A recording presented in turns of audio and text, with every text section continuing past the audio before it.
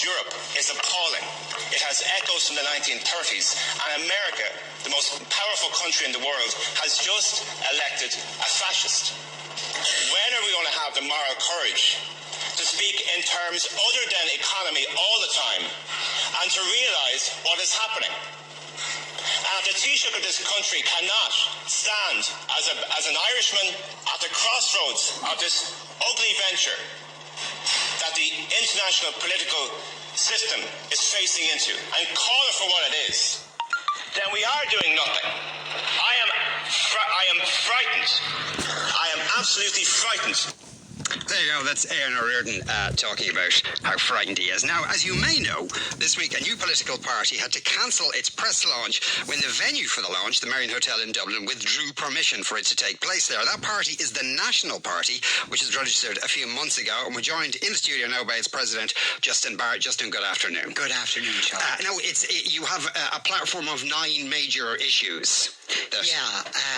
Could you run us through those? Unfortunately, not all of those have gone out to the media because, of course, we didn't have the opportunity to hold the press conference.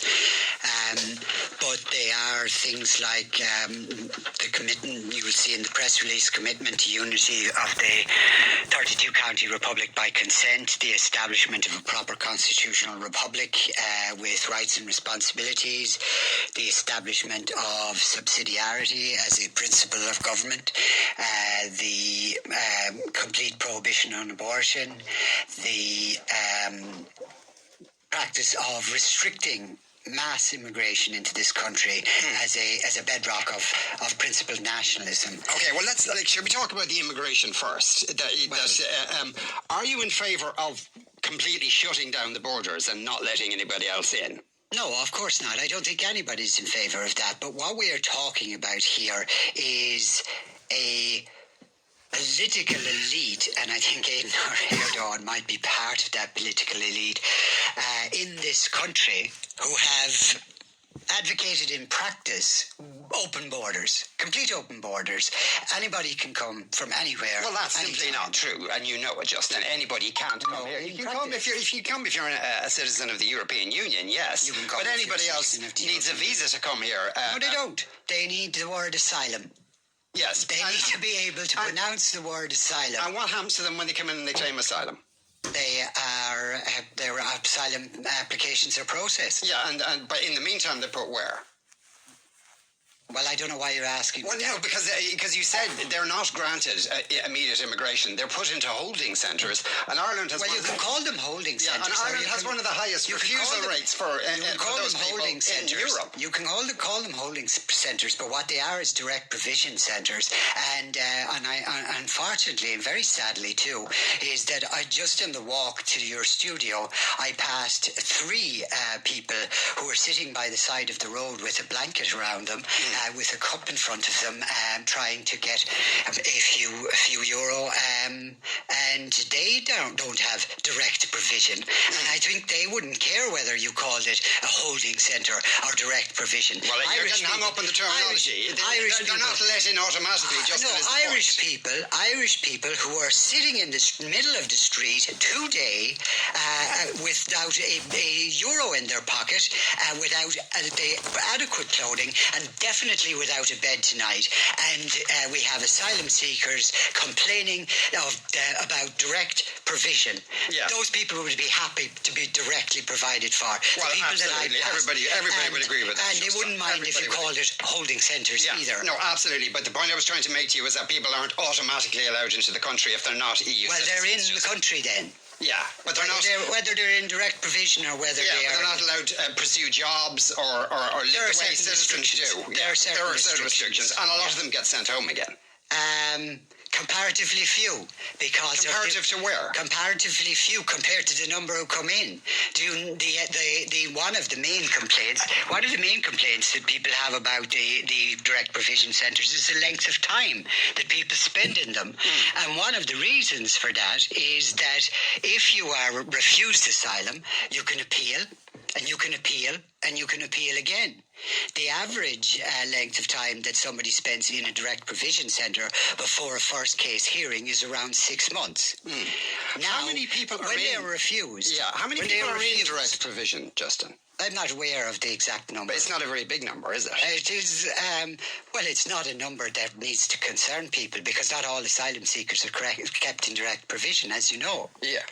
Why? Where are the rest of them kept if they're asylum seekers? They are permitted to live in council housing. And so well, as a proportion of the people who emigrate into this country, it's a tiny proportion. It's like 1%. It is a number of people. Yeah, but it's not really an existential. But you see, the thing is, Justin, is that those people aren't providing some sort of threat to the way of life in Ireland, or indeed creating an economic imbalance, given the numbers are so small. The 3 poor people that I passed on the road today didn't amount to statistically much either, but they amount to a lot as human beings. Yeah. So, but are you saying if we ended direct provision, that those people would be given a home? I think we should take care of our own first. I think we should take care of Okay, so would you like to end the practice then of asylum seekers altogether? I would like to see the asylum seeker process being a proper asylum seeking process. It is estimated by Garda Síochána that 97% of asylum applications are transparently bogus as soon as the words are spoken, and yet these people spend years after year after year, appeal after appeal after appeal, and there is no deportation. And how does the Garda? I'm unaware of this figure, but if you come from a war zone and the infrastructure is broken down and it's very hard to bring documents with you to prove your case, then you can't really say it's bogus or not, rather than unprovable or not. Well, then you come on to the process of where their asylum application is processed and they are denied asylum because they are unable to prove that they have a case, and yet they still remain in the country. They appeal and they are denied asylum again at a second hearing, and they appeal that. But isn't that the legal process of this country that we extend to all citizens or visitors? If direct provision is so horrible, if direct provision is so awful, why don't they accept the first result? Because going back to where they came from is worse. Well, apparently it's not, because they've already been adjudicated upon. So would you... So describe for us how this would work, the way you would do asylum seekers.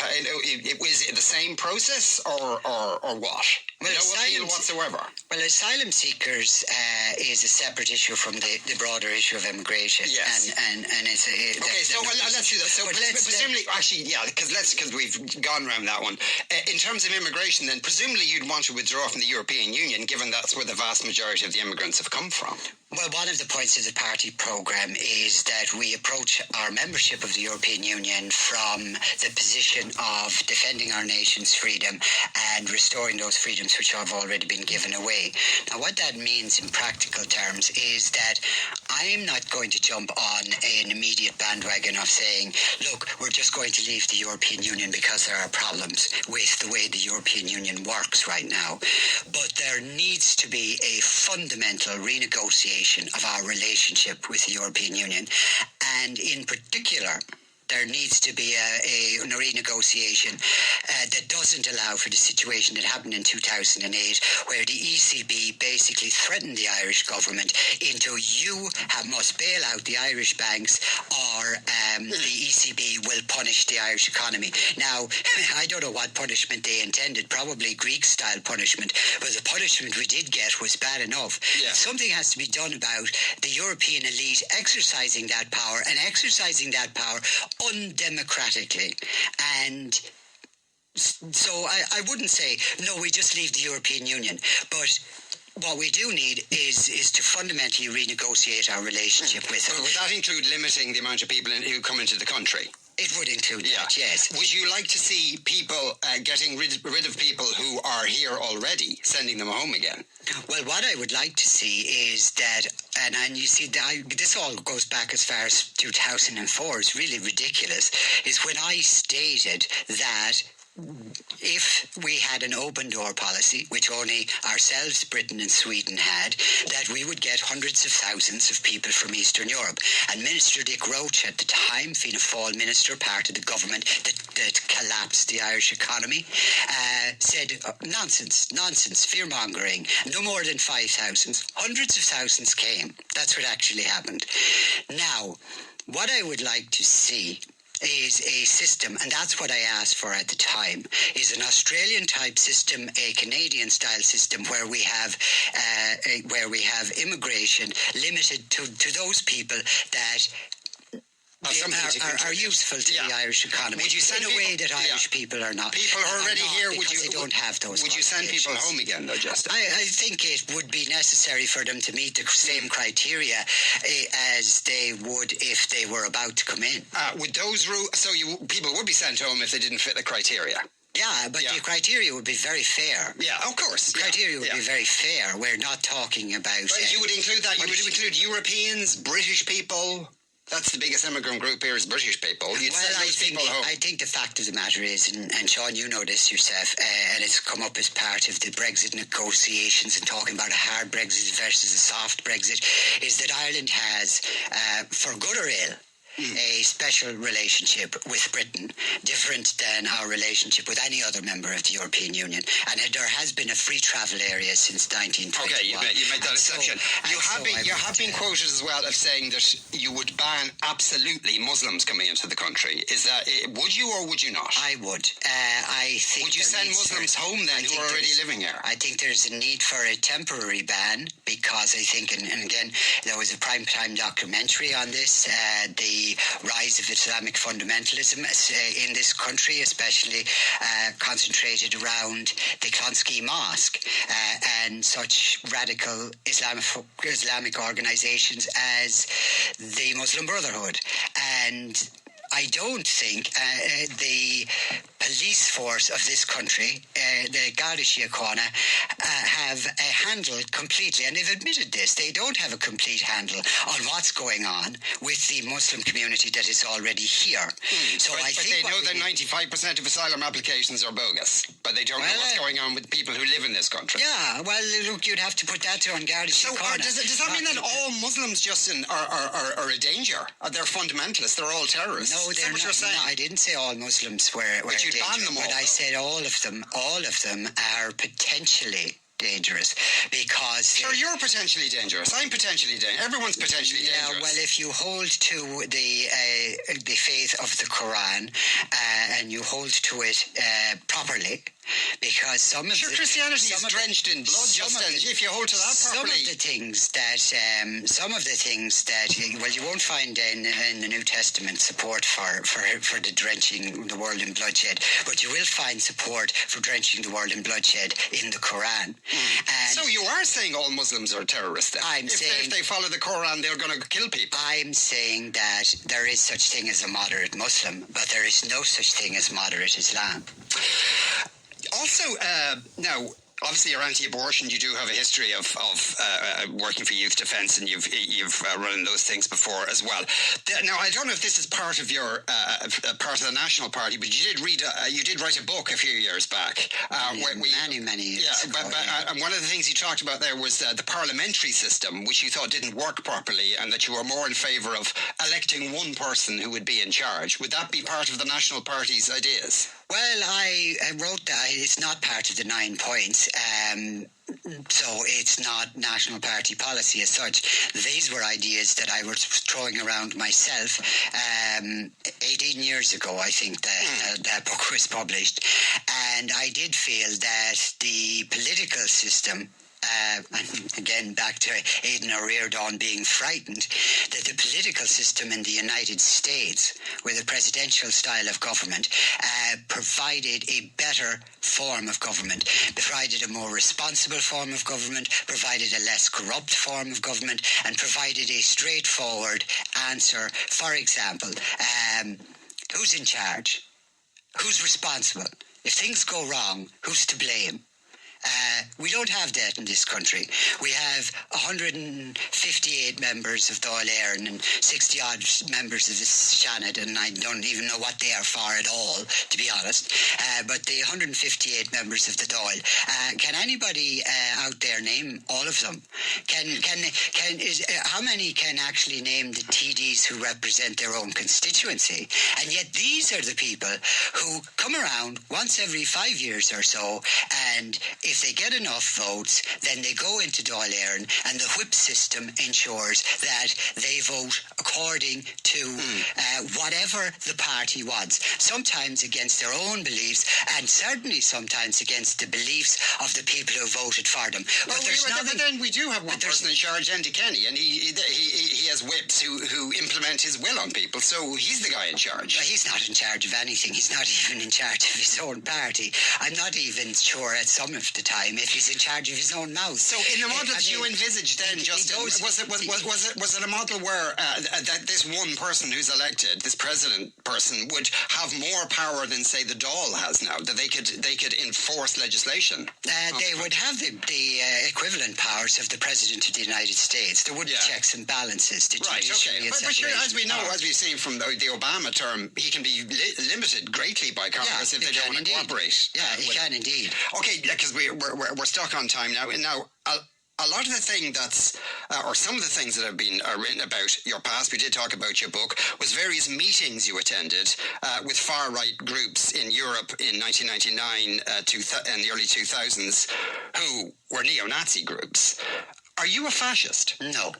No, but then again... What's the difference between you and a fascist? But then again, according to... Well, you see, it's according to how you define it. Again, I hate to go back to Aidan O'Riordan and can quote him 3 times in one interview, but now we have somebody who is daft enough to call the President-elect of the United States a fascist. So this term is thrown about.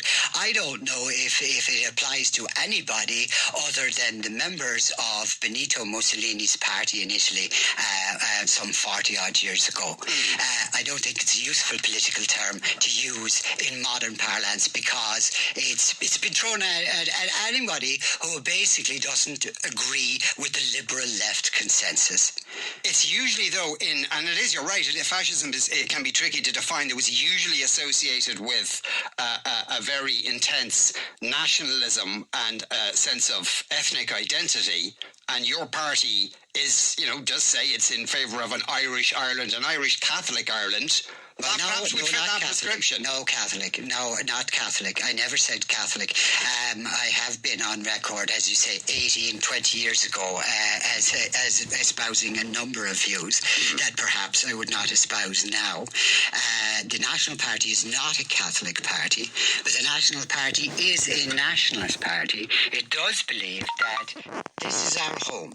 This is Ireland. This is the Irish people's home. And as far as immigration is concerned, it is for the Irish people to decide, just as it would be for you to decide who you invite into your home. And the government have closed down the debate on this question. And everybody in Dáil Éireann is in agreement that we won't talk about it. We won't mention it. And nobody is in Dáil Éireann is ready to stand up and speak for Ireland on any matter. And Andy Kenny, for example, during the last general election, talked about how he was going to renegotiate the deal with the ECB, how he was going to get a write-down on the loans that we had. Well, that's not really anything to do with immigration. It doesn't have anything to do with immigration, but it does have to do with standing up for Ireland. He didn't even ask for our money back. Well, he didn't I'm sure even ask for our money back. After this, you should have a meeting with Richard Boyd Barrett. You clearly have a lot in common politically in terms of that. Well, I'm certainly opposed to austerity measures because they don't work. How many members does the National Party have? Well, the membership of the National Party is growing, probably even as we speak, so I couldn't put a figure on it. Right, well, the last time you looked, how many people How many members? Look, it's a new party, so therefore it is a small party. Yeah. And I'm not going to pretend it's not, but it is a growing party.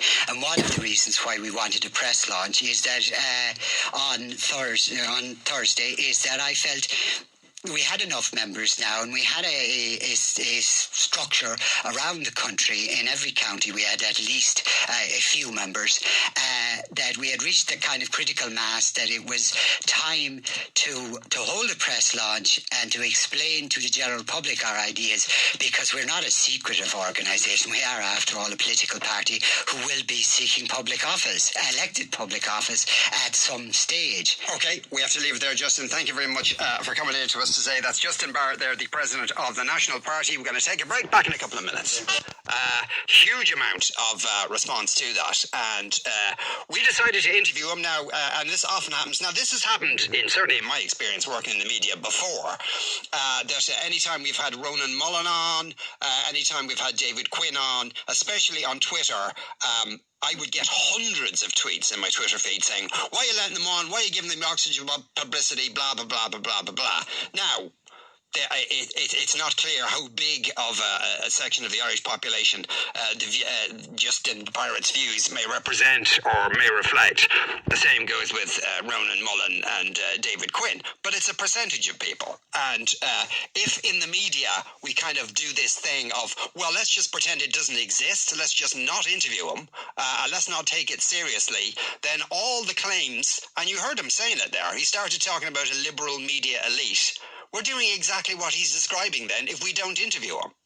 If we don't ask him about what he believes. Plus, similarly, we live in a democracy, and it's kind of a bit rich that all these people on Twitter are going, how dare you give him, because that's just stoking it, because other people who are less intelligent than me will be influenced by what he says, but not me, because I'm clever, because I'm on Twitter.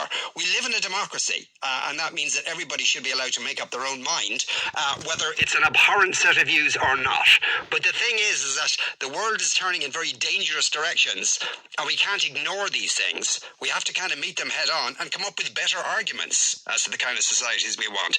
Better arguments rather than just pretending it's not there. Because I swear to God, mark my words, if you pretend it's not there, you're going to get Trump popping up all over the place. We did an item yesterday where Marine Le Pen might be elected to be the president of France come next spring.